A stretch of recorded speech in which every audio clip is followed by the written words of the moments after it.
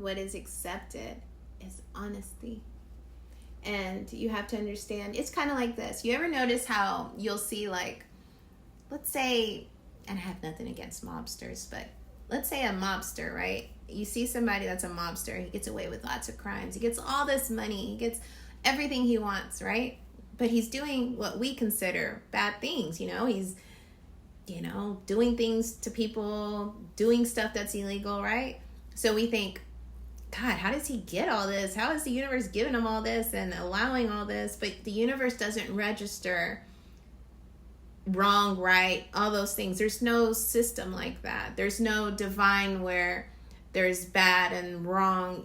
There's good and light. It's everything is essentially necessary. You need your light, yes, but you also need your shadow to keep the light protected. You understand?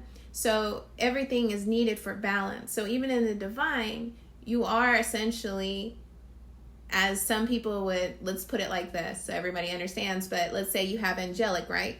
But you also have demonic, right? And where people think, oh, demonic is beneath angelic and they're wrong, and people that are wrong go there, and all these ideas. But essentially in the divine, you carry both. You're both angelic, you're both demonic.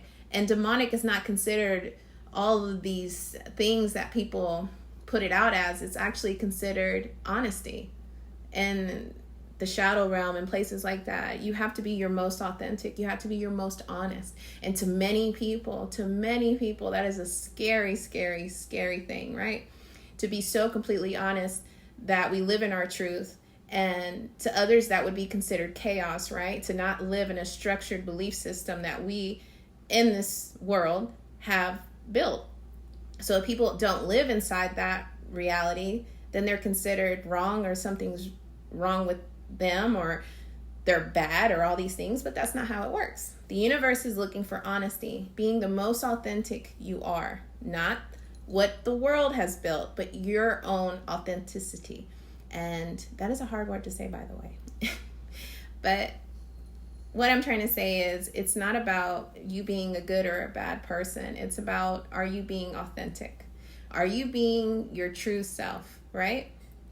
And that is the ones that live in the most highest frequency, the ones that can do that, and I think that confuses a lot of people, because again, we base it off of our own perceptions that we're told, not perceptions that we learn on our, own growth in our own way, because all this information is there, but we essentially don't look for it because we are told before we can look for it.